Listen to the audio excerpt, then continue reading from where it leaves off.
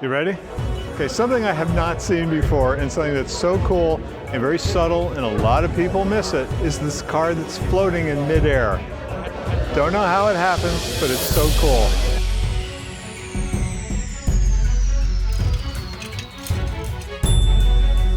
I'm here with Dave Hadley. You know him, he's pulling things together here at GSL. A lot of support, getting the show together, keeping it glued together. Yeah. But he's also brought this awesome model.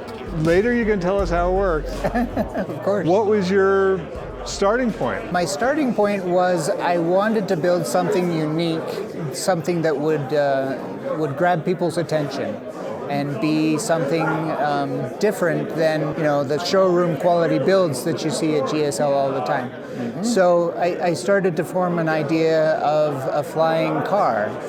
And of course, about that same time, I rewatched the first Avenger, the Marvel movie, the first Avenger, and saw Howard Stark's flying car, knew about the Group 23 class that was 49 Ford, which is where it was originally slated to go.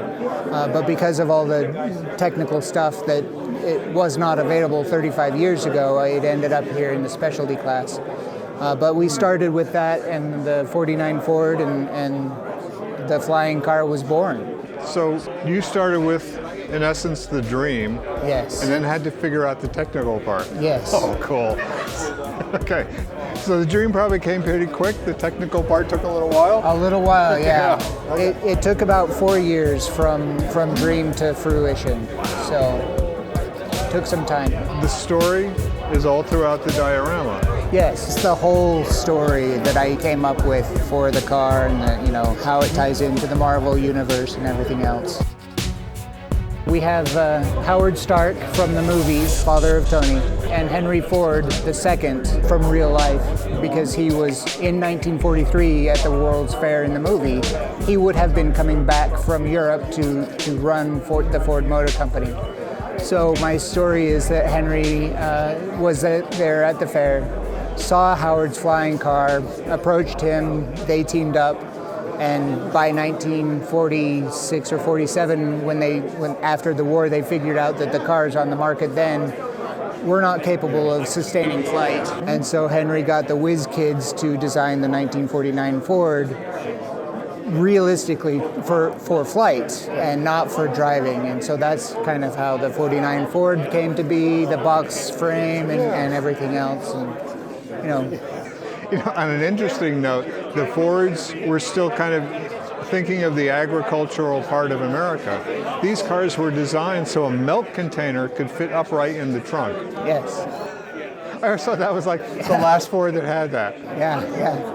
So that's also part of it. The deeper trunk, the more space in the engine compartment and in the trunk space, allowed them to have the room to put all the necessary equipment in it to make it fly. So, and to keep it aloft. So if you look, Tony becomes Iron Man and his suit is red and gold. And so that it kind of ties that, pulls that piece into the whole Iron Man that flies, and the first flying car was also red and gold. So it must not weigh much, I'm guessing? What was the technical end of this? So it flies on a magnet, a levitating magnet, and there it is. Wow. So the frame is an old antenna, TV antenna, to give it the structural integrity to keep the thing, when it does crash, to keep it from breaking. Because I did have another frame that broke many times.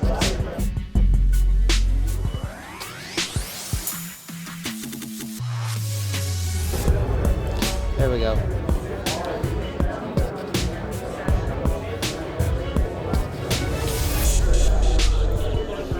Okay, so the model itself needs to be firm and stable and balanced. Yes, and then it sits on the magnet. So if that just sat on your desk at home, it would want to rotate. Yes, yeah, it does. Yep. The chain is to keep it from rotating. Wow. Does it build up speed after a while? Or? It does. It doesn't get terribly fast, but it will get moving pretty good. That's such a cool mix of technology and just your artistry. Thank you. It's always good talking, and it's good to hang out here in GSL. Thank you, Dave. Thank you. Appreciate it. Me too. What a cool piece. Everybody kept saying there's this floating car.